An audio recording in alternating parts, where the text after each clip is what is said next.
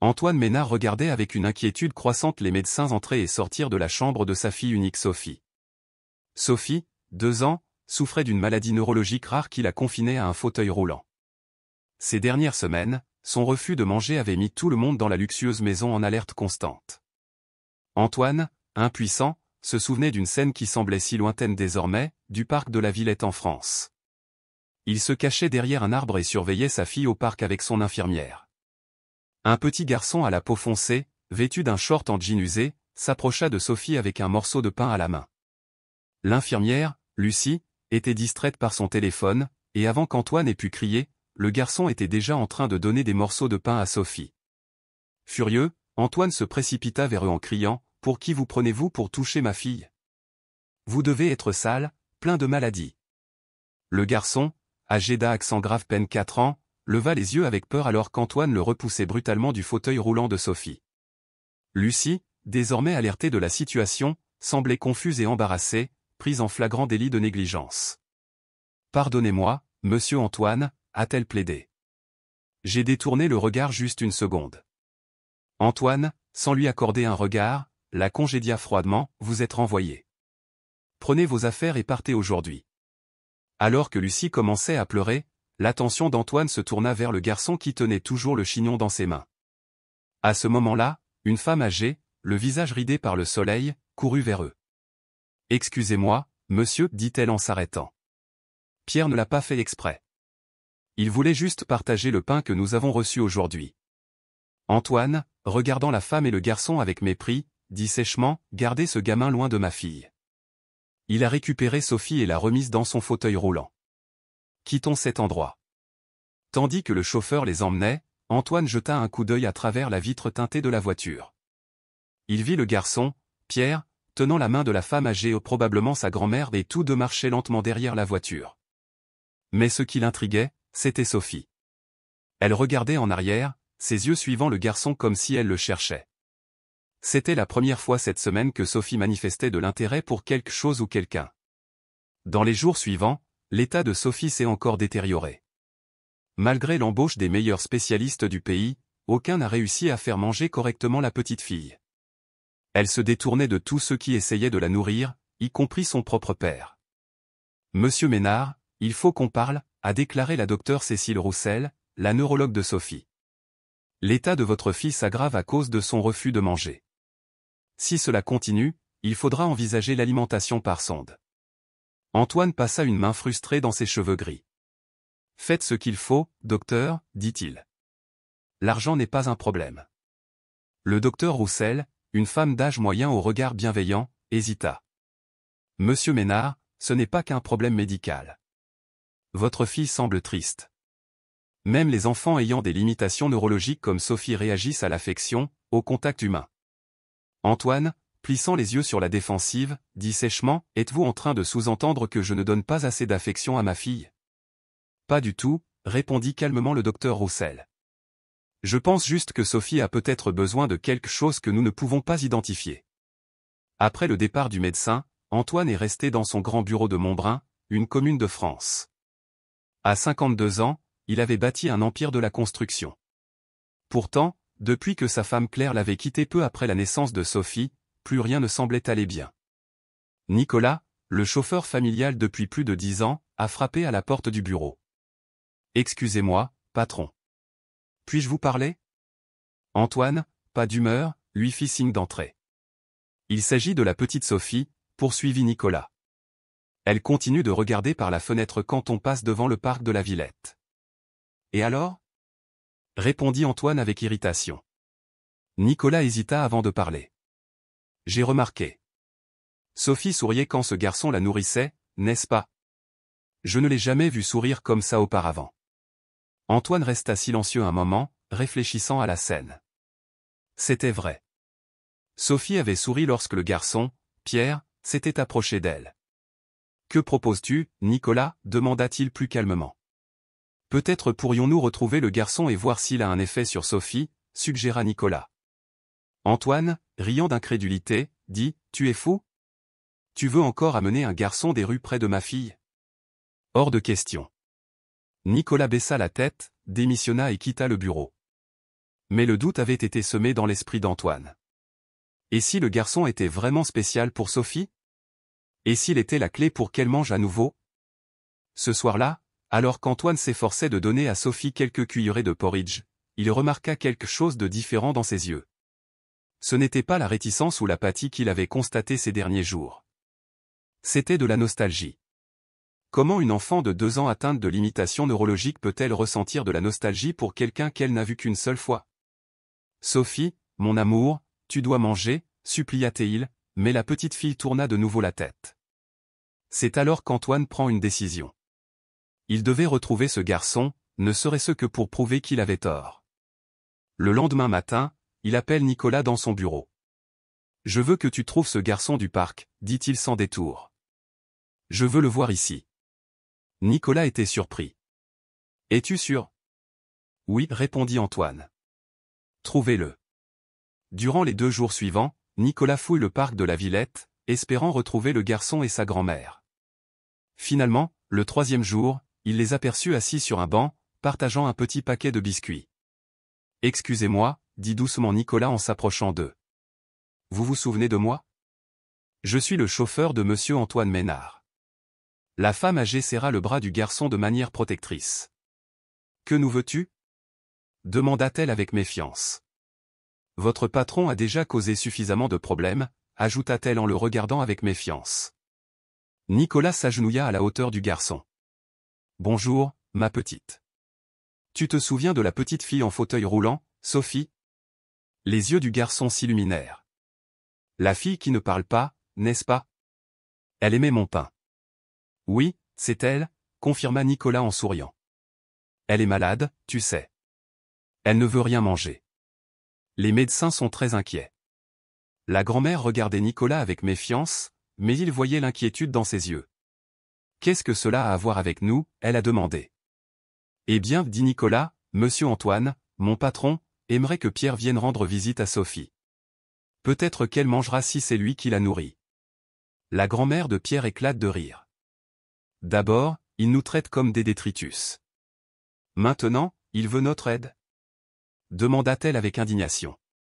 Nicolas soupira. « Madame Élodie, je comprends votre colère, mais Sophie est une enfant malade.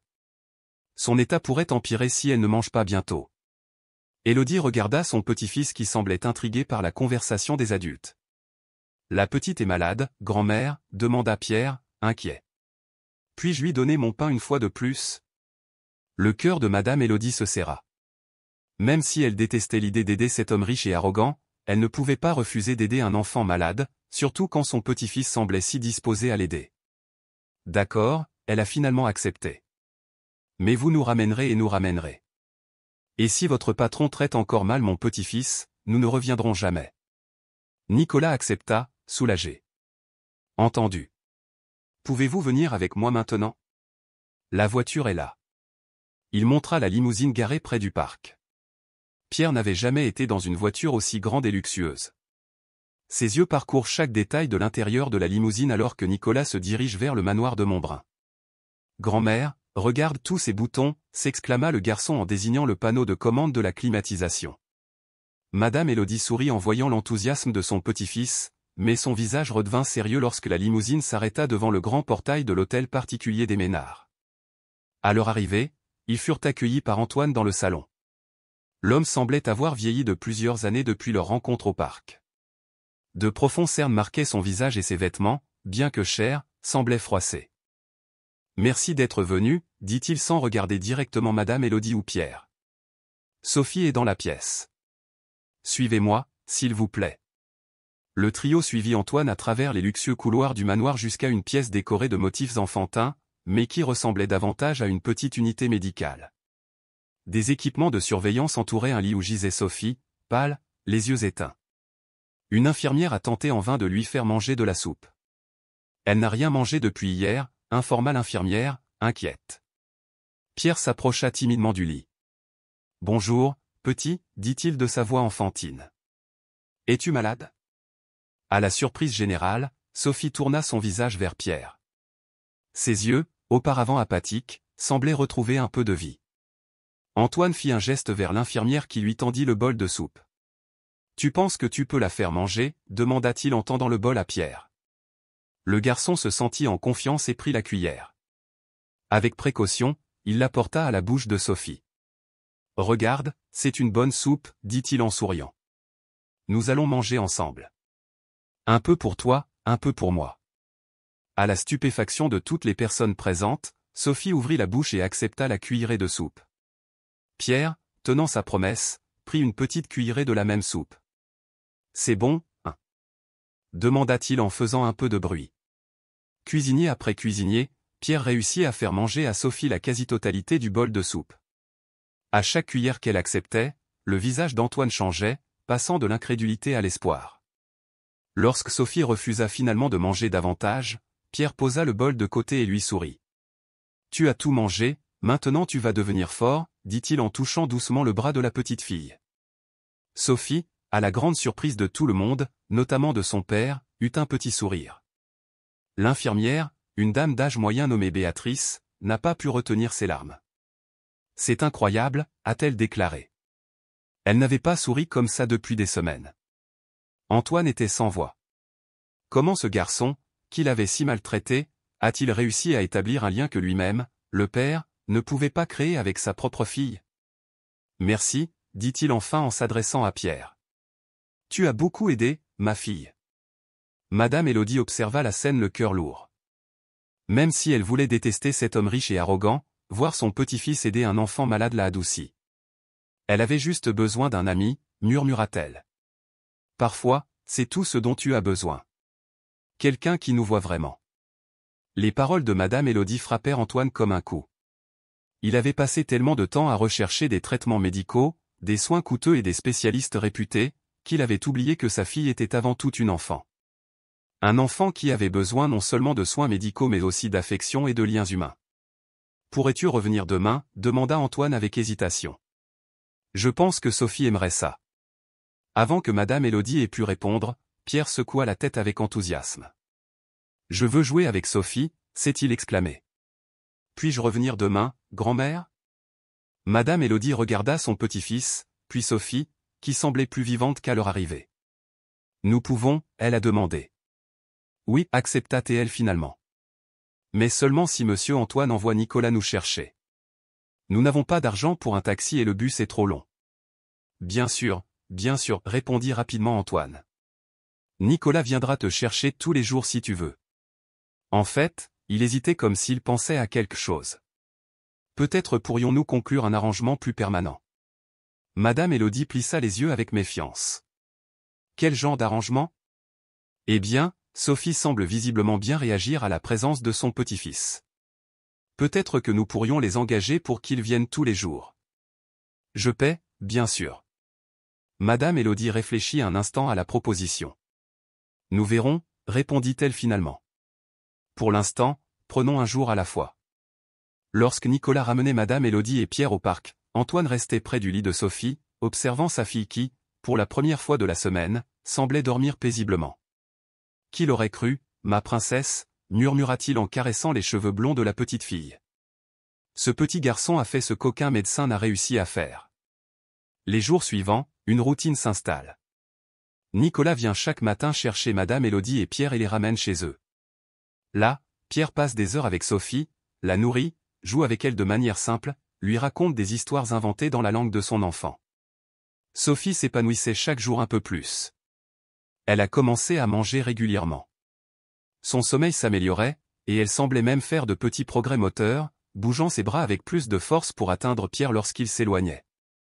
Antoine observait tout cela à distance, toujours incapable de comprendre pleinement le lien qui unissait les deux enfants, mais profondément reconnaissant. Il commence également à s'intéresser à Madame Élodie et à Pierre, en leur posant des questions sur leur vie, comment ils se sont retrouvés à la rue, ce dont ils avaient besoin. Mon fils, le père de Pierre, nous a abandonnés lorsqu'il a découvert que ma belle-fille était enceinte, expliquait un jour Madame Élodie en prenant un café dans la cuisine de la maison. Sa mère a tenu bon jusqu'à ce que le garçon ait 2 ans. Puis elle a dit qu'elle n'était pas faite pour être mère et a disparu dans le monde. Depuis, nous ne sommes plus que nous deux. Et comment vas-tu? Demanda Antoine sincèrement intéressé. Je ramasse les matières recyclables quand mes jambes me le permettent, répond-elle dignement. Et quelques bonnes âmes nous donnent à manger de temps en temps. Nous vivons dans une petite pièce dans un métier à l'est de la ville. Antoine éprouva un pincement de honte. Lui, qui avait plus d'argent qu'il ne pouvait en dépenser en plusieurs vies, n'avait jamais vraiment pris soin de quelqu'un comme Madame Élodie et Pierre avant l'incident du parc. Madame Élodie, je pensais, commença-t-il avec hésitation. Pourquoi Pierre et toi ne restez-vous pas ici? J'ai plusieurs chambres vides et Sophie semble visiblement apprécier la compagnie du garçon. La vieille femme le regarda avec méfiance. Pourquoi? Elle a demandé directement. Parce que j'avais tort, a-t-il admis, les mots semblant difficiles à prononcer. Je t'ai jugé sur ton apparence, ton statut social, et maintenant je vois que ton petit-fils a quelque chose que tout l'argent du monde ne peut pas acheter. La capacité de redonner vie à ma fille. Madame Élodie réfléchit un instant à ces paroles. Nous ne voulons pas de charité, monsieur Antoine, dit-elle enfin. Si nous restons, il faudra que ce soit un accord équitable. Je peux travailler. J'étais gouvernante quand j'étais plus jeune. Antoine secoua la tête, respectant la dignité de la femme. Bien sûr, vous pouvez être notre femme de ménage et Pierre sera le compagnon privilégié de Sophie. Ils auront leur propre espace dans la maison et un salaire équitable. Avant qu'ils aient pu poursuivre la conversation, ils furent interrompus par un cri venant de la chambre de Sophie. Ils y coururent et trouvèrent l'infirmière Béatrice, étonnée, en train de regarder les enfants. « Oh, monsieur Antoine, regardez » s'exclama-t-elle en désignant Sophie. La jeune fille était dans son fauteuil roulant et, pour la première fois, elle déplaçait les roues de ses propres mains, suivant Pierre qui se déplaçait d'un côté à l'autre de la pièce, lui montrant des jouets. « Elle n'a jamais fait ça auparavant, » dit Antoine, la voix étranglée par l'émotion. « Les enfants sont capables de miracles lorsqu'ils reçoivent le bon stimulus, commente Madame Élodie en souriant en voyant la scène. On dirait que Sophie a trouvé sa motivation. Ce soir-là, après de nombreuses discussions, Madame Élodie accepta la proposition d'Antoine. Elle et Pierre emménageraient dans la maison, où ils auraient un petit appartement. Elle travaillerait comme gouvernante et Pierre continuerait d'être le compagnon de Sophie, désormais à temps plein. Il va falloir aller chercher nos affaires, dit Madame Élodie. Bien sûr, Nicolas vous emmènera demain, répondit Antoine. Le lendemain, lorsque Nicolas arrive avec Madame Élodie et Pierre dans leur petit logement du Zonay, le chauffeur est choqué par les conditions dans lesquelles ils vivent. C'était une pièce minuscule, sans salle de bain, avec un matelas au sol et quelques cartons contenant leurs maigres affaires. « Est-ce que c'est ici que tu habites » demanda Nicolas, ne pouvant cacher sa surprise. « Oui » répondit dignement Madame Élodie. « Ce n'est pas grand-chose, mais c'est le nôtre. » Pierre a couru vers l'un des cartons et en a sorti une petite voiture en plastique cassé, son seul jouet. « Je vais le montrer à Sophie » il a pleuré. Alors que Nicolas aidait à charger les rares affaires de Madame Élodie et Pierre dans la voiture, il remarqua une vieille photo de Johnny. On y voyait une jeune femme, qui ressemblait à Madame Élodie, vêtue d'un uniforme de gouvernante aux côtés d'une femme élégante devant une maison qui lui semblait étrangement familière. Cette maison, commença Nicolas, intrigué. On dirait la maison de leur Antoine. Madame Élodie s'empara rapidement de la photo et la fourra dans sa poche. C'était une autre vie, dit-elle sèchement. Rentrons. Mais Nicolas ne pouvait s'empêcher de penser à la photo. Il y avait quelque chose d'étrange, un lien qu'il ne parvenait pas à comprendre complètement. Lorsqu'ils arrivèrent au manoir, ils furent accueillis par un Antoine visiblement anxieux. Sophie a arrêté de demander Pierre toute la journée, dit-il en aidant à décharger les cartons. Je ne l'ai jamais vue aussi communicative, a-t-il ajouté. Pierre a couru à l'intérieur, impatient de montrer sa petite voiture à son nouvel ami. Madame Élodie observait la scène avec un mélange de joie et d'inquiétude. Les enfants formaient un lien fort et elle craignait ce qui se passerait s'ils devaient se séparer à l'avenir. En s'installant dans le petit appartement, plus grand et plus luxueux que n'importe quel endroit où Madame Élodie et Pierre aient jamais vécu, la vieille femme ne put s'empêcher de penser au passé. Les étranges coïncidences que la vie les avait ramenés dans cet endroit qu'elle avait juré de ne plus jamais revoir. « Grand-mère, regarde tout ce que nous avons » s'exclama Pierre en explorant les pièces de leur nouvelle maison. « Il y a un lit rien que pour moi, Madame Élodie. » Elle sourit, repoussant les souvenirs douloureux. « Oui, mon enfant. Maintenant, nous avons un meilleur endroit où vivre. » Dans les semaines qui suivirent, une transformation remarquable eut lieu, non seulement chez Sophie mais dans toute l'atmosphère du manoir. Ce qui était autrefois un environnement froid et stérile, dominé par des équipements médicaux et des professionnels de la santé éloignés, était désormais remplie de vie et de rire d'enfant. Sophie faisait des progrès surprenants. Elle a commencé à parler davantage de petits mots d'abord, puis des phrases courtes. Sa force physique s'améliorait chaque jour et elle était désormais capable de se déplacer dans une grande partie de la maison en fauteuil roulant, suivant toujours Pierre dans ses aventures. Antoine, de son côté, a commencé à passer plus de temps à la maison.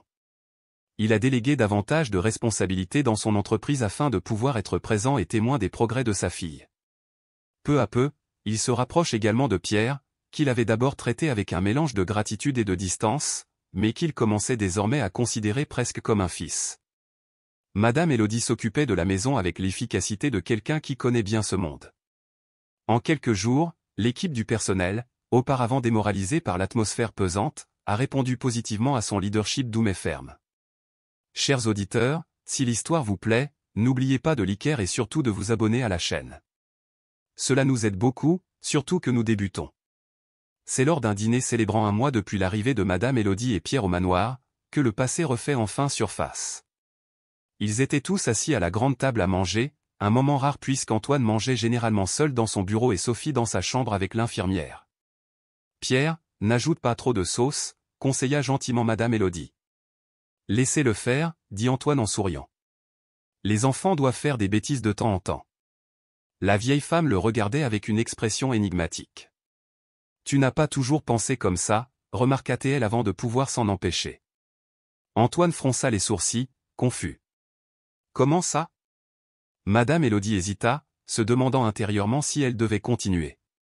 Rien, répondit-elle finalement. Désolé. Parfois, on me dit des choses qui n'ont aucun sens. Mais Antoine n'était pas convaincu. Il y avait quelque chose dans les yeux de la vieille femme, une familiarité qu'il ne parvenait pas à expliquer. Madame Élodie, nous sommes-nous déjà rencontrés, a-t-il demandé directement. Je pense que le dessert est prêt, l'interrompit-elle en se levant rapidement. J'ai réalisé ce flan que Pierre et Sophie adorent. Le sujet fut momentanément oublié pendant que les enfants profitaient du flan, mais le doute persistait dans l'esprit d'Antoine. Ce soir-là, après que les enfants se soient endormis, Antoine se rend dans la chambre de Madame Élodie dans l'appartement. Il frappa doucement à la porte. « Pouvons-nous parler ?» demanda-t-il alors qu'elle ouvrait la porte, déjà vêtue d'un simple peignoir. Madame Élodie soupira profondément, comme si elle savait que ce moment finirait par arriver. Elle recula, lui permettant d'entrer. L'appartement était simple mais confortable. Madame Élodie avait décoré l'espace avec les quelques effets personnels qu'elle possédait, dont quelques photographies. L'une de ces photos encadrées au mur a immédiatement attiré l'attention d'Antoine, la même que celle que Nicolas avait remarquée quelques jours plus tôt. Elle représentait une Madame Élodie beaucoup plus jeune, habillée en gouvernante, aux côtés d'une femme élégante devant un manoir. « C'est ma mère », s'est exclamé Antoine en s'approchant de la photo. « Cette maison, c'est bien ce manoir », confirma Madame Élodie en s'asseyant dans un fauteuil. « J'ai été gouvernante ici pendant près de 20 ans.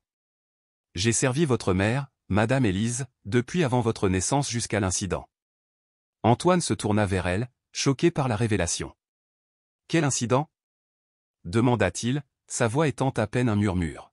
« Je ne me souviens pas de toi. Tu n'avais que 10 ans quand je suis parti, a-t-elle expliqué. Ta mère m'a renvoyé quand elle a découvert que je te laissais jouer avec mon fils Julien. » Julien, répéta Antoine en essayant de fouiller dans ses souvenirs. J'avais un ami qui s'appelait ainsi. Nous étions inséparables, acquiesça Madame Élodie avec un sourire triste. Mais ta mère n'a pas pensé qu'il était approprié que le fils de l'employeur se mêle au fils de la servante. Lorsqu'elle a découvert notre existence, j'ai été licencié le jour même, sans référence, sans préavis, rien. Antoine se redressa lentement, absorbant la révélation. Et Julien est le père de Pierre ? Oui, confirma Madame Élodie. Il ne s'est jamais remis de l'humiliation de cette journée. Il a grandi plein de rancune et de ressentiment. Il est devenu un garçon à maman, abandonnant sa propre famille. Mon Dieu! Et alors tout ça, s'exclama Antoine. Pierre étant le seul capable d'aider Sophie. C'est une sorte de hasard, un destin accompli. Je ne sais pas, répondit Madame Élodie. Tout ce que je sais, c'est que lorsque je t'ai vu dans ce parc traiter mon petit-fils de la même manière que ta mère traitait mon fils il y a des décennies, j'ai eu l'impression que le temps n'avait pas passé. Comme si le cycle se répétait. Mais maintenant c'est différent, dit Antoine en la regardant. Maintenant, je vois l'erreur. Je vois à quel point j'avais tort. Madame Élodie le regarda longuement. Oui, tu as changé. Mais la question est-ce que ce changement va durer? Ou, quand Sophie sera complètement guérie, redeviendras-tu l'homme que j'ai connu dans ce parc? La question restait en suspens, lourde et provocante. Antoine n'avait pas de réponse immédiate. Au lieu de cela, il a posé une autre question. Pourquoi as-tu accepté de venir ici, sachant qui j'étais? Madame Élodie sourit doucement en pensant à Pierre.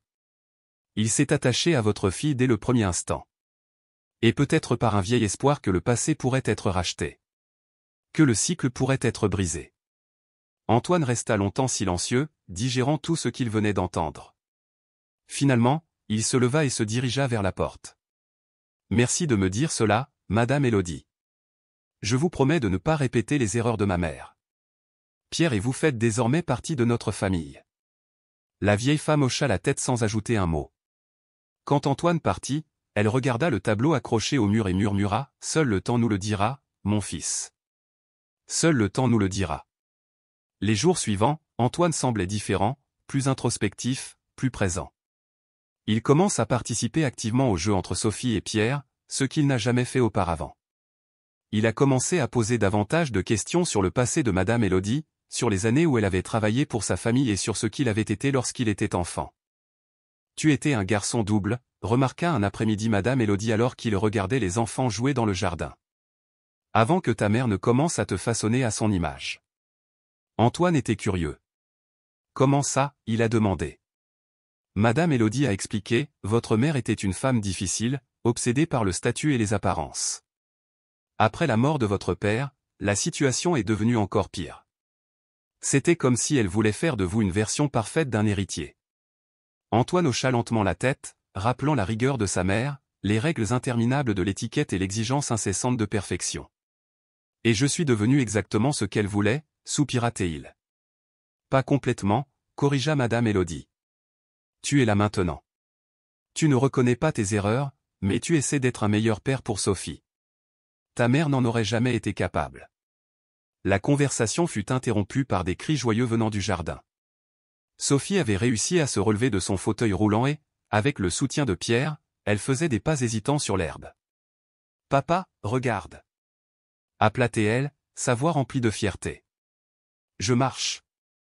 Antoine se précipita vers elle, les larmes aux yeux, s'agenouilla devant elle et la serra doucement dans ses bras. « Tu marches, ma princesse !» s'exclama-t-il. « Tu es incroyable !» Sophie rayonnait. « Pierre m'a aidé, dit-elle. Il a dit que j'y arriverais. » Antoine regardait Pierre qui observait la scène avec un sourire timide. « Merci, Pierre, dit Antoine en tendant les bras pour inclure le garçon dans ses bras. Tu es un garçon très spécial. » Cette nuit-là, après avoir couché Sophie, Antoine trouva Pierre toujours éveillé, assis sur le balcon de l'appartement. « Tu n'arrives pas à dormir, champion ?» demanda-t-il en s'asseyant à côté de lui. « Je pense à Sophie, » répondit le garçon. « Elle pourra jouer davantage maintenant qu'elle marche un peu. » Antoine sourit, touché par la sincère inquiétude de Pierre. « Tu sais, Pierre, tu as changé la vie de Sophie. Tu as changé la mienne aussi. » Le garçon avait l'air confus. « Je lui ai juste donné du pain, » dit-il simplement. Antoine secoua la tête. « C'était bien plus que ça. Vous lui avez donné quelque chose que tous les médecins et tout l'argent dont je dispose ne pouvaient pas lui donner. Une véritable amitié. » Pierre sourit, ne comprenant pas tout à fait ce que voulait dire Antoine, mais content du compliment. « Je peux vivre ici pour toujours ?» a-t-il demandé avec hésitation. « Moi et grand-mère ? » « Bien sûr que tu peux, » répondit Antoine sans hésitation. « C'est chez moi maintenant. » Le lendemain, Antoine a surpris tout le monde en annonçant qu'il prendrait des vacances prolongées de son entreprise. Pour la première fois depuis des années, il décide que sa priorité serait sa famille, non seulement Sophie, mais aussi Pierre et Madame Élodie, qui étaient devenus une partie essentielle de sa vie. « Je pense emmener les enfants à la maison de plage de Bélève, » a-t-il déclaré au petit déjeuner. L'air marin fera du bien à Sophie, et Pierre n'a probablement jamais vu l'océan. Madame Élodie le regardait avec une expression de surprise mêlée d'approbation. C'est une excellente idée pour tous ceux qui l'aiment.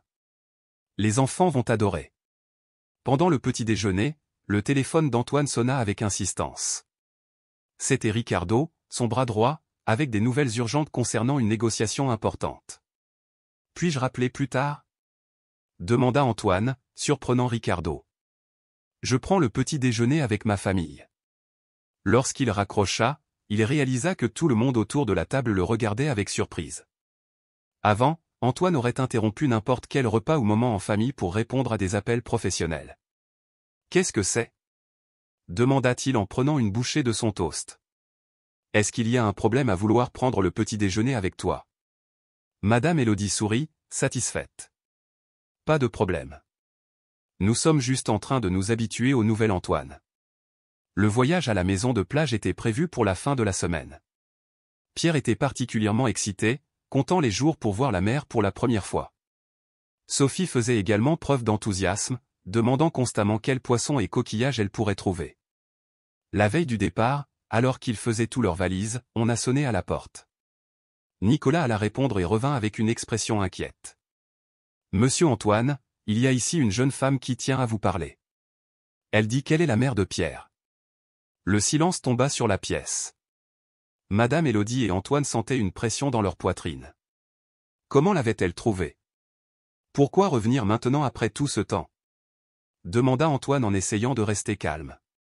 Dans le noir, répondit Nicolas. Dois-je appeler Madame Élodie? Antoine fit une pause. Laisse-moi d'abord lui parler. Ne dis rien à Pierre pour l'instant.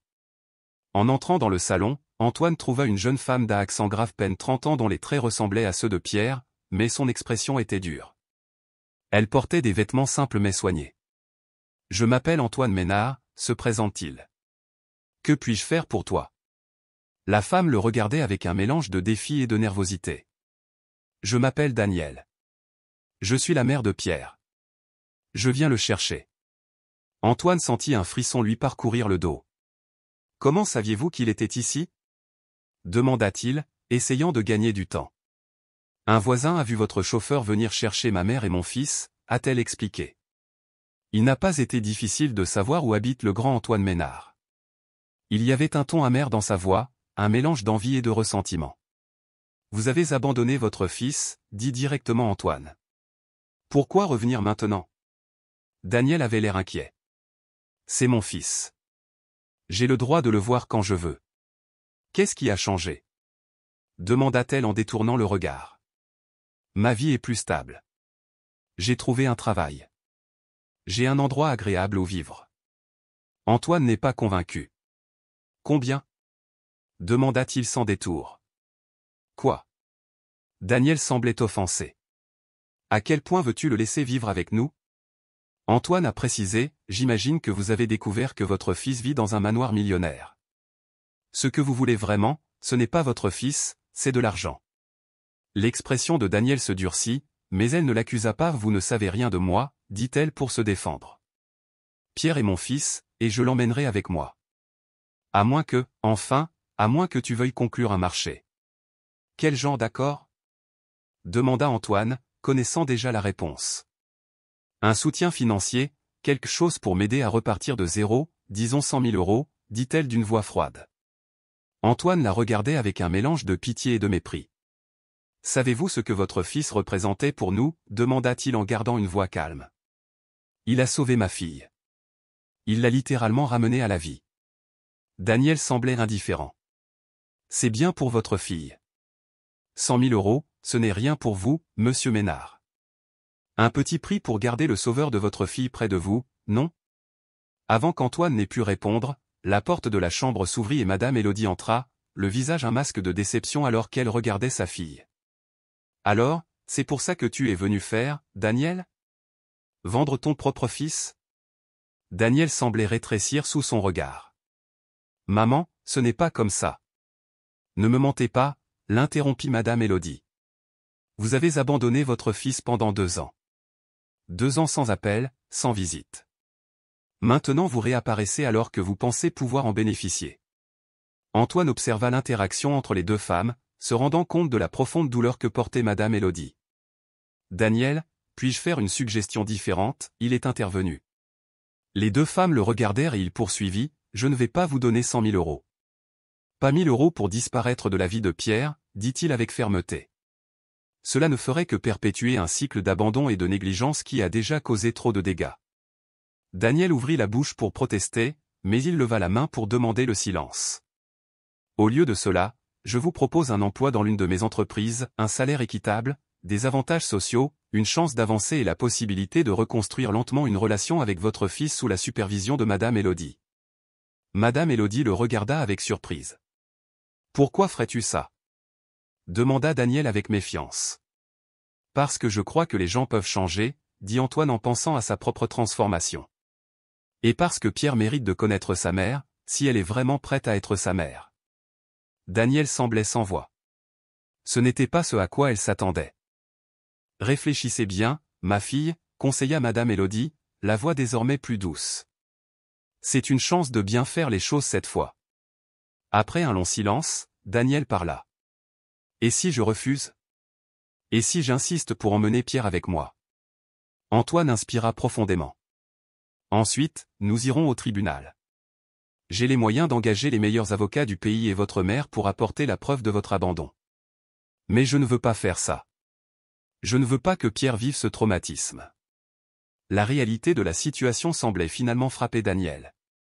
Ses options étaient limitées et l'offre d'Antoine, bien que n'étant pas l'argent facile à laquelle elle s'attendait, était probablement plus que ce qu'elle pouvait obtenir seule.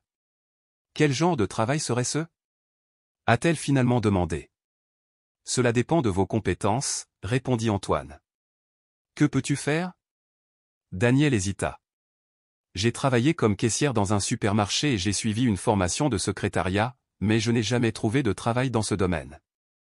On peut commencer par un poste administratif, propose Antoine, avec des possibilités d'évolution en fonction de vos performances. Les minutes suivantes furent tendues tandis que Daniel se débattait avec sa décision. Finalement, elle abandonna sa résistance. D'accord, j'accepte votre offre, mais je veux voir mon fils. Madame Élodie et Antoine échangèrent un regard. Il faut d'abord le préparer, dit Madame Élodie.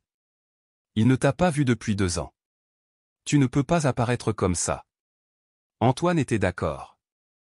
Nous maintenons notre projet d'aller à la maison de la plage. Ce sera bien pour les enfants. En attendant, vous pourrez commencer votre travail, vous installer et nous planifierons comment vous réintroduire auprès de Pierre.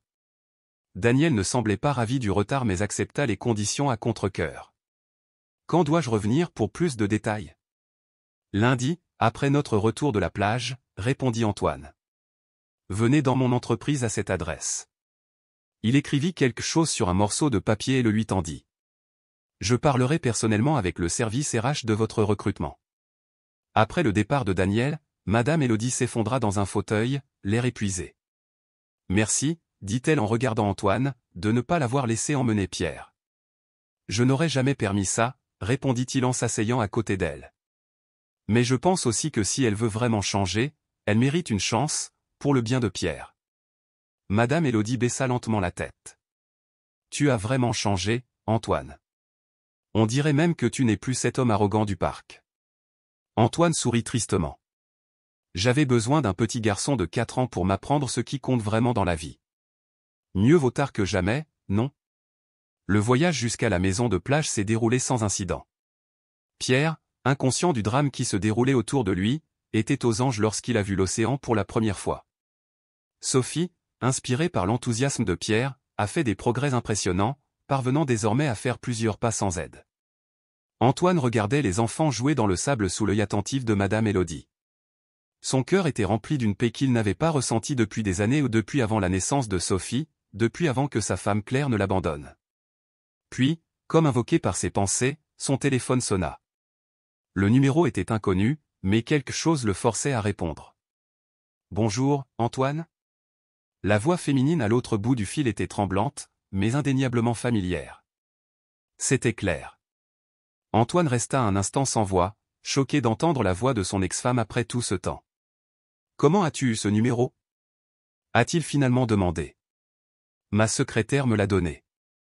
Elle m'a dit que tu étais en vacances. » « Tu ne prends jamais de vacances, Antoine. »« Est-ce que tout va bien, Sophie ?» ?»« Sophie va très bien, » répondit-il, se remettant du choc initial. « En fait, elle fait des progrès incroyables. Elle commence déjà à faire quelques pas par elle-même. Le silence de l'autre côté de la ligne était chargé d'émotion. Vraiment? Dit la voix de Claire, la gorge serrée. C'est merveilleux. Les médecins ont dit qu'elle ne marcherait peut-être jamais. Les médecins avaient tort, interrompit Antoine, ou plutôt, ils n'avaient pas compté sur Pierre. Qui est Pierre? A demandé Claire. Antoine regardait la plage où l'enfant construisait un château de sable avec Sophie. C'est une longue histoire, a-t-il commencé. Un garçon qui est entré dans nos vies et qui a tout changé. Grâce à lui, Sophie est enfin heureuse. Et moi aussi. Tu as changé, observa Claire. La surprise était évidente dans sa voix. Tu as l'air différent. Je suis différent, a confirmé Antoine. J'ai réalisé beaucoup de choses au cours des derniers mois, notamment à quel point j'ai été injuste envers toi. Claire resta silencieuse un moment. Je n'aurais jamais pensé entendre ça de ta part, dit-elle finalement. Les gens peuvent changer, a déclaré Antoine. Clairement, j'ai changé. Un autre long silence suivit. Puis Claire reprit la parole. Là-bas, je retourne au Brésil la semaine prochaine. J'aimerais voir Sophie si tu me le permets. Antoine n'a pas hésité. Bien sûr que tu peux la voir. C'est aussi ta fille. En fait, je pense que ce serait génial pour elle. Merci, la gratitude de Claire était palpable. Je t'appellerai quand j'arriverai. Et Antoine, je suis content que tu aies trouvé un peu de paix. Après avoir raccroché, Antoine resta un moment immobile, absorbant la conversation. C'était inattendu, tant de changements en si peu de temps. C'était comme si l'univers était en train de réaligner tout dans sa vie.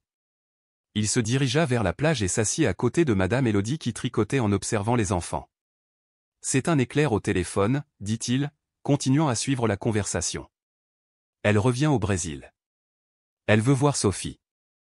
Madame Élodie le regardait attentivement. Et qu'est-ce que tu ressens à ce sujet? Antoine réfléchit un instant. Étrangement en paix, répondit-il sincèrement. Sophie mérite de connaître sa mère. Et clairement, elle n'a pas abandonné Sophie parce qu'elle ne l'aimait pas. Elle est partie parce qu'elle ne supportait pas de voir à quel point j'étais obsédé par l'idée de soigner notre fille au lieu de simplement l'aimer pour qui elle est. As-tu vraiment changé, Antoine? Demanda Madame Élodie avec un doux sourire. Et ce changement vient de l'intérieur. Antoine regarda Pierre, qui aidait maintenant Sophie à placer des coquillages au sommet du château de sable. Vous savez, lorsqu'il a approché Sophie ce jour-là au parc, mon premier réflexe a été la méfiance, la peur. Maintenant, je réalise que c'était uniquement mes propres préjugés qui parlaient. Tout ce qu'il voulait, c'était partager son pain avec quelqu'un qui semblait triste. Une leçon de générosité si simple et si profonde. Les journées à la plage se sont déroulées tranquillement, remplies de découvertes pour les enfants et de réflexions pour les adultes. Sophie a continué à faire des progrès surprenants, non seulement physiquement mais aussi dans sa communication et ses interactions sociales. Le lien entre elle et Pierre se renforçait chaque jour, une amitié pure et désintéressée qui touchait le cœur de tous ceux qui en étaient témoins. Chers auditeurs, si l'histoire vous plaît, n'hésitez pas à laisser un like et surtout à vous abonner à la chaîne. Cela nous aide énormément à continuer, même si nous n'en sommes qu'à nos débuts. Le dernier jour avant le retour en France est arrivé. Pendant que les enfants dormaient épuisés après une journée de jeu, Antoine et Madame Élodie étaient assis sur la terrasse de la maison de plage, contemplant l'océan à la lueur de la lune. Demain, on revient à la réalité, commente Antoine en sirotant une tasse de thé. Et nous devons nous occuper de Daniel, etc. Dit Madame Élodie. Je m'inquiète de la réaction de Pierre lorsqu'il retrouvera sa mère. Il était si petit quand elle est partie. Il se souvient à peine d'elle. Nous préparons le terrain avec soin, a assuré Antoine. Je ne lui permettrai pas de souffrir plus qu'il n'a déjà souffert. Ils restèrent un moment silencieux, écoutant le bruit des vagues. Antoine, puis-je te poser une question personnelle, dit enfin Madame Élodie. Bien sûr. Que s'est-il passé entre toi et Claire? Parce qu'elle est vraiment partie. Antoine inspira profondément, plongé dans des souvenirs douloureux. Après la naissance de Sophie et le diagnostic, je suis devenu obsédé. Je voulais trouver un remède, un traitement miracle. J'ai dépensé des fortunes en consultant des spécialistes du monde entier. C'était comme si je ne pouvais pas accepter que ma fille ne soit pas normale au point. Il fit une pause, sentant le poids de ses propres actions. Claire voulait juste aimer Sophie telle qu'elle était. Elle disait que nous devrions nous concentrer sur notre qualité de vie, son bonheur, pas sur l'idée de la réparer jusqu'à la perfection. Nous avons eu de terribles disputes à ce sujet. Je l'ai accusée de ne pas s'en soucier assez, d'avoir abandonné notre fille. Mais en réalité, c'est vous qui n'avez pas accepté Sophie telle qu'elle était, ajouta gentiment Madame Élodie. Exactement, confirma Antoine, les larmes aux yeux. Claire n'en pouvait plus. Elle disait que j'étais tellement obsédé par l'état de Sophie que je ne la voyais plus comme une enfant, mais juste comme un problème à résoudre. Elle avait raison. Madame Élodie posa sa main ridée sur la sienne dans un geste de réconfort. L'essentiel est que vous en preniez conscience et que vous changez. Merci à Pierre, dit Antoine avec un sourire triste. Il a vu en Sophie quelque chose que nous, les soi-disant adultes sages, ne pouvions pas voir. Simplement une enfant qui voulait être aimée et avoir un ami. Le lendemain matin, il rentre en France. Le manoir qui semblait auparavant froid et inhospitalier était désormais plein de vie et de couleurs. Pendant leur absence, certains équipements médicaux les plus invasifs avaient été retirés de la chambre de Sophie et remplacés par des jouets et des livres. J'ai demandé des changements, expliqua Antoine en remarquant le regard surpris de Madame Élodie. Sophie ne doit pas vivre dans un environnement qui ressemble plus à un hôpital qu'à une maison. Le lendemain, comme convenu, Daniel se présenta chez Antoine. Il a été reçu personnellement par Antoine et dirigé vers le service des ressources humaines pour entamer le processus de recrutement. N'oubliez pas, a déclaré Antoine avant de quitter Daniel avec l'équipe RH, c'est une vraie chance de recommencer, pas seulement une affaire financière. Daniel se sentait plus sobre que lors de leur première rencontre. Je comprends et merci pour cette opportunité. Le soir même, Antoine et Madame Élodie parlent à Pierre de sa mère. C'était une conversation délicate, soigneusement préparée pour ne pas traumatiser l'enfant. Pierre, tu te souviens de ta mère, demanda gentiment Madame Élodie. L'enfant semblait incertain. Hein, répondit-il, incertain. Elle a les cheveux longs? Non. Oui, c'est vrai, confirma Madame Élodie. Tu sais, ta mère est revenue. Elle veut vraiment te voir. Les yeux de Pierre s'écarquillèrent, un mélange de surprise et de confusion. Elle va m'emmener avec elle? Demanda sa petite voix, trahissant sa peur. Je ne veux pas aller avec elle. Je veux rester avec Sophie. Antoine s'agenouilla pour être à hauteur de l'enfant. Non, Pierre, personne ne va t'emmener. C'est ta maison maintenant. Ta mère veut juste mieux te connaître, voir comment tu grandis. Comment penses-tu que tu te sentirais si tu la voyais? Pierre réfléchit un instant. D'accord, mais toi et grand-mère resterez avec moi, n'est-ce pas? Bien sûr, a assuré Madame Élodie en serrant son petit-fils dans ses bras. Nous serons toujours avec vous. La rencontre entre Daniel et Pierre était fixée au dimanche suivant à la maison. Ce serait un déjeuner en famille avec toutes les personnes présentes pour soutenir l'enfant. Antoine a insisté pour que Sophie et Madame Élodie soient là pour que Pierre se sente en sécurité. Alors qu'il se préparait pour cette réunion, une autre réunion importante approchait. Claire était arrivée au Brésil et allait rendre visite à Sophie aux États-Unis. Antoine était nerveux à l'idée d'accueillir son ex-femme. Claire n'avait pas beaucoup changé depuis son départ. Elle était toujours une femme élégante à la beauté classique, mais il y avait quelque chose de différent dans ses yeux. Une maturité peut-être, ou simplement l'effet du temps et des expériences vécues. « Comment vas-tu » demanda-t-elle après les salutations habituelles. « Tu as l'air différent. » Antoine sourit légèrement. « Oui, je suis différent. Beaucoup de choses ont changé ces derniers mois. Votre secrétaire a mentionné quelque chose à propos d'un garçon qui vit ici avec sa grand-mère. C'est une longue histoire, dit Antoine.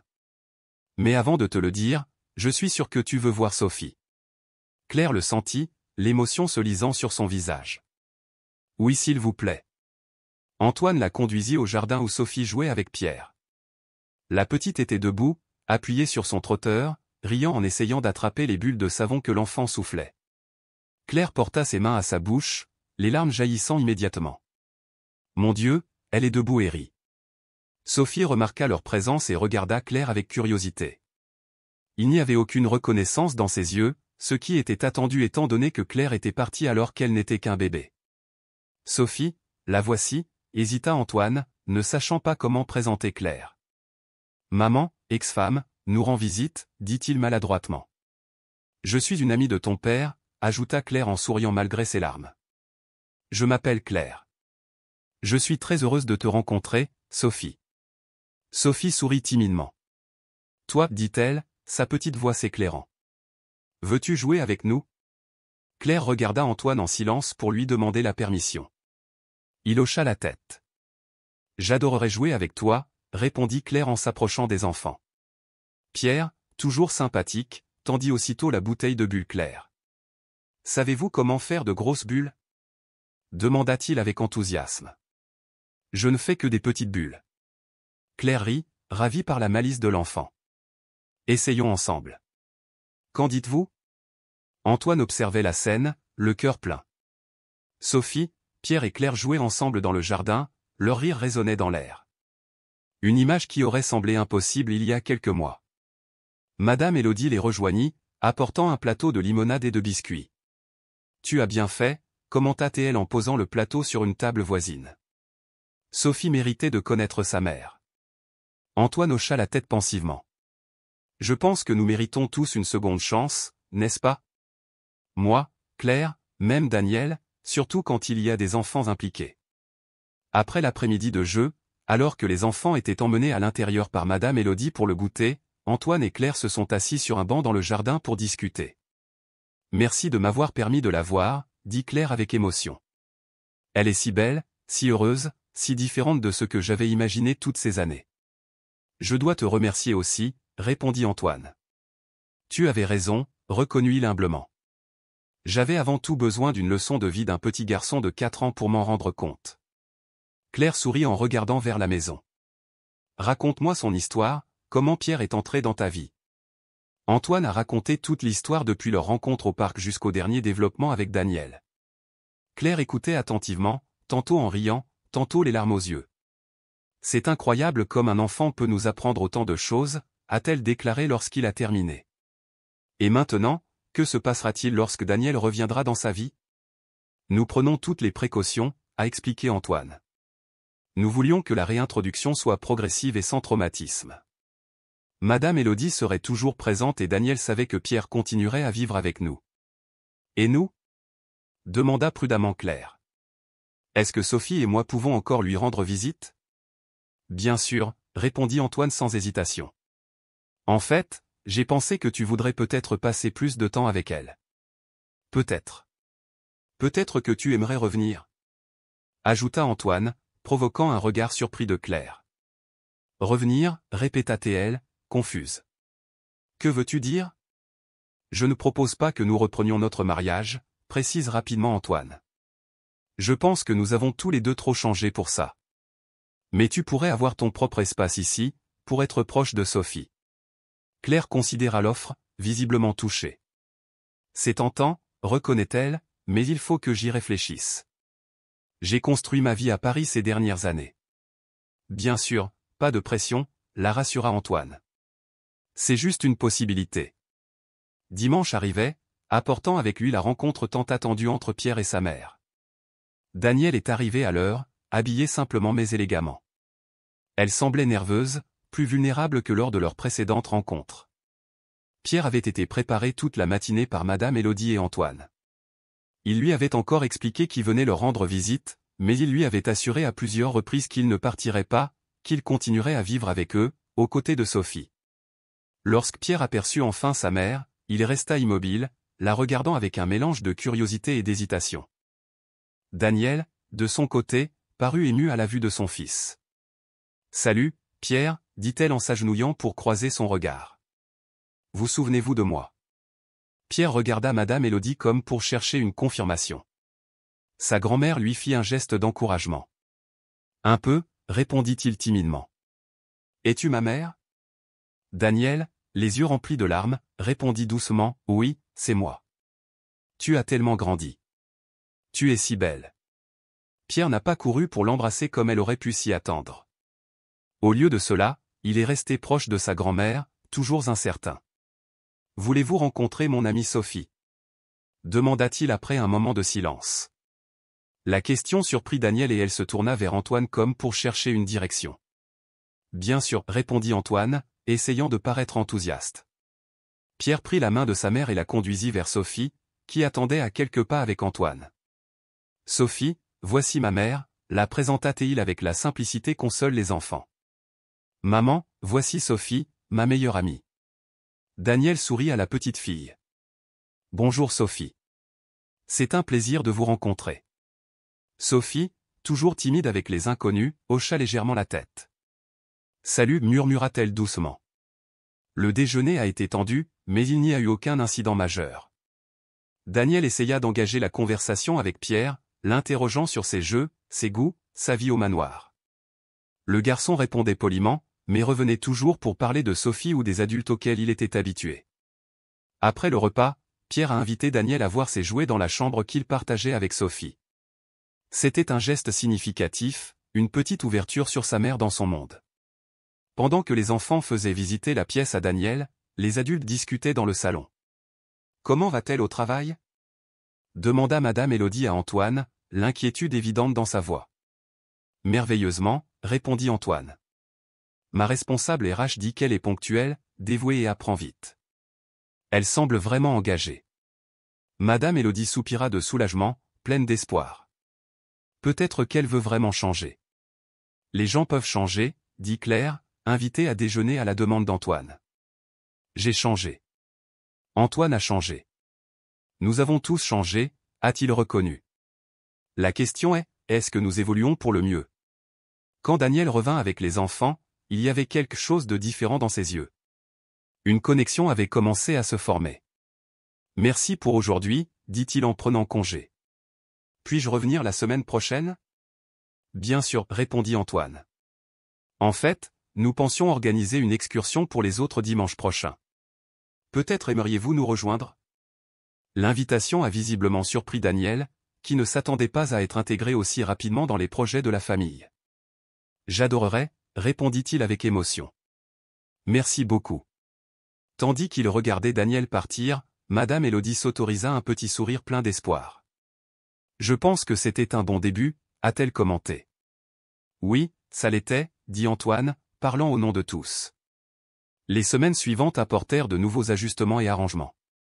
Claire décide de prolonger son séjour au Brésil en louant un appartement à proximité du manoir pour pouvoir rendre visite régulièrement à Sophie. Daniel continue de travailler et rend visite à Pierre tous les dimanches, construisant progressivement une relation avec son fils. Sophie a continué à faire des progrès remarquables. Elle utilise désormais un déambulateur en toute confiance et ose même faire quelques pas seule. Sa communication s'est considérablement améliorée et les médecins ont été impressionnés par son évolution. Un après-midi ensoleillé, alors que les enfants jouaient dans le jardin sous le regard attentif de Madame Élodie, Antoine reçut un appel inattendu. Il s'agissait d'un célèbre neurologue parisien, qu'il avait consulté quelques mois plus tôt lors de sa recherche obsessionnelle d'un traitement pour Sophie. « Monsieur Ménard, j'ai des nouvelles concernant un traitement expérimental qui pourrait bénéficier à votre fille, » dit le médecin, la voix enthousiaste. C'est une thérapie révolutionnaire qui a donné des résultats prometteurs dans des cas comme celui de Sophie. Antoine écoutait attentivement, mais quelque chose avait changé en lui. « Docteur, merci beaucoup pour cette information, mais Sophie progresse à merveille avec la physiothérapie conventionnelle et surtout avec la stimulation sociale et émotionnelle qu'elle reçoit. Je comprends vos hésitations, mais ce traitement pourrait considérablement accélérer sa guérison, » a insisté le médecin. « Sophie n'a pas besoin d'être soignée ou accélérée, » répondit Antoine avec une conviction qui aurait pu le surprendre lui-même. « Elle progresse à son rythme, heureuse et aimée, et c'est tout ce qui compte maintenant. » Après avoir raccroché, Antoine se reposa, profondément ému par la transformation qu'il avait subie. La réponse était juste devant lui, dans le jardin. Pierre, le garçon arrivé dans leur vie par hasard, avait enseigné à chacun une profonde leçon sur ce qui compte vraiment. Ce soir-là, après que les enfants se soient endormis, Antoine a réuni les adultes dans le salon, Madame Élodie, Claire et même Daniel, invités à un dîner spécial. « Je voulais te dire quelque chose », commença nerveusement Antoine. « Aujourd'hui, j'ai reçu un appel d'un spécialiste à Paris qui proposait un traitement expérimental à Sophie. » Claire se tendit aussitôt, se souvenant des anciennes obsessions d'Antoine. « Et qu'est-ce que tu lui as dit ?» demanda-t-elle prudemment. À sa grande surprise, Antoine sourit. « J'ai dit non. Je lui ai dit que Sophie progresse à merveille telle qu'elle est, heureuse et aimée, et j'ai compris quelque chose d'important. Nous avons passé tellement de temps à essayer de refaire nos vies, à chercher des solutions magiques, que nous avons oublié de vivre. Il regarda chacun d'eux avec gratitude. Ce qui s'est passé ici dans cette maison au cours des derniers mois est quelque chose qu'aucun traitement médical ne pourrait offrir. C'est une rencontre d'âmes blessées, guérissant ensemble. Madame Élodie sourit avec émotion. C'est drôle comment la vie se déroule, n'est-ce pas? Qui aurait pensé que mon petit-fils, un garçon pauvre élevé dans la rue, changerait la vie d'un puissant homme d'affaires? Et que le fils de la servante que vous avez renvoyé il y a des décennies deviendrait le père de l'enfant qui sauverait votre petite fille? A ajouté Antoine en faisant référence à Julien, le fils de Madame Élodie, le père de Pierre. Claire, qui avait été mise au courant de toute l'histoire, secoua la tête avec étonnement devant ces coïncidences. Il semble que l'univers ait un sens de l'humour particulier, a-t-elle commenté. Daniel, qui était resté silencieux jusque-là, a parlé avec une voix pleine d'émotion et une capacité infinie à nous donner à tous une seconde chance. Antoine leva son verre pour porter un toast. Aux secondes chances, donc, et aux leçons que nous apprenons des enfants.